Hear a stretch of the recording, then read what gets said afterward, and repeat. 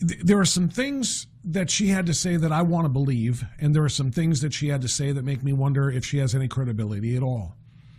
I started to mention this to Dinesh. Look, there is a very, very, very long list of names of individuals who were associated very closely with the Clintons, who in one way or another either crossed the Clintons or were threats to the Clintons and to their power structure, okay? Including the Clinton Foundation that Dinesh talked about. And these people, when they became threats or when they crossed the Clintons, somehow found themselves becoming dead. Now, while there's obviously never been a trial or any indictments or anything else, there are a whole lot of questions, and there's a whole lot of evidence and a whole lot of head scratching where these unsolved deaths or these accidental deaths or sudden heart attack deaths and so on and so forth involving all of these people that have crossed the Clintons. These things have all been just basically brushed to the side and ignored. And this cannot be lost on Ghislaine Maxwell. Ghislaine Maxwell is one of the two principals in all of the evils of the Epstein Island story.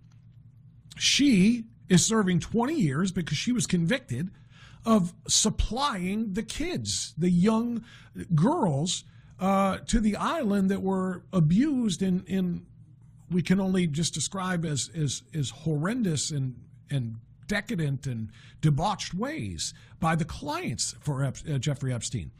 So Ghislaine Maxwell is the only one who actually paid an official price here in terms of a prison sentence thus far. And quite frankly, if she did everything that they said she did, 20 years is not nearly enough. How many lives of young girls and maybe even boys did she help destroy by brokering the trafficking of these girls to the island? The other principal, of course, is Jeffrey Epstein, who's dead. If she, and this is the other part of what she said in the Todd Blanche interview that is of great importance here. When asked if she believes if Jeffrey Epstein killed himself in that prison cell, she said unequivocally, no, she does not. She knew him better than anybody else, probably in the world.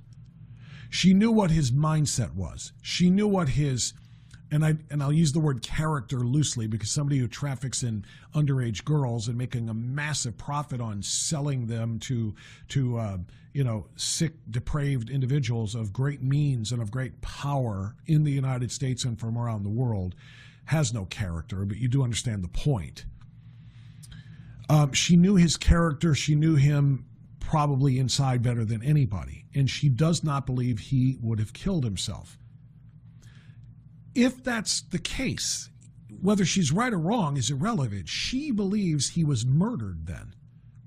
And if he was murdered because he did know the list, because he did know the clients. He did know his friends. He did know who was on the planes, and that if he spilled any of that and gave any of that evidence out, he was going to be dead. And of course, he turned out to be that way. Ghislaine Maxwell has to be feeling the same way, particularly when asked about Bill Clinton. Oh, no. Bill Clinton, nope, never, ever was he even on the Epstein planes. Nope, never was he on the island. Oh, I've seen them together sometimes, but it's all been totally appropriate. Now, again, I want to believe that it's true when she says it about Jeffrey Epstein and Donald Trump, and there's plenty of evidence that Dinesh D'Souza just laid out for us that is, kind of proves that to be true.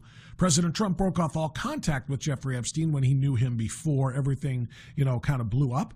And as soon as he found out about what he was into and what he was about, he basically booted him from Mar-a-Lago and booted him from, his life, his friendship. Bill Clinton's a different story, though. And Bill Clinton's Clinton has a very different history, as we all know. So if she knew that her friend and business partner, whatever it is you want to call Jeffrey Epstein to her, was killed for what he could have said, what's she going to do? Tell the DOJ publicly that Bill Clinton was involved? And name any of the other important names? Because forget about being released from prison. She probably wouldn't want to be, because she, again, would end up dead before she could testify in any kind of a trial that might be brought against somebody who she did name. So which brings us to the other part where she said that she truly believes that Jeffrey Epstein did not kill himself. I agree. I watched an interview this afternoon on Fox with Dr. Oh, for goodness sakes, what was his name again? Hodden, whatever it was, who was one of the doctors who actually was in the autopsy of Jeffrey Epstein. And he has repeated on a number of occasions, and I feel terrible that I can't remember his last name now. But I was watching it again, and we've all heard from him before.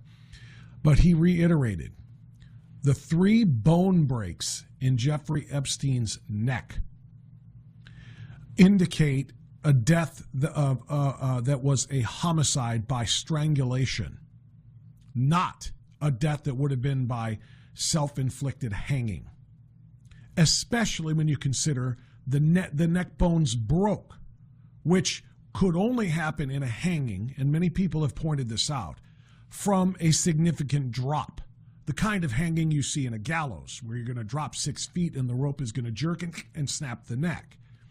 He was hanging from a sheet that was at the top of a bunk bed. And I believe, I'm going to, maybe you've heard Larry talk about this in the past, maybe you have not. Michael Frantz is a former mafia member who was in the exact same cell block where Jeffrey Epstein died. He knows the block, and he knows the cells, and he knows the beds. He said nobody could have hung themselves and broken their own neck like that unless they were about 3 feet tall. No one could have done that. So I truly agree and believe that Jeffrey Epstein did not kill himself. And I do believe Ghislaine Maxwell would be in just as much danger, which is why she's got to be quiet. For full shows, live and on demand, it's Salem News Channel.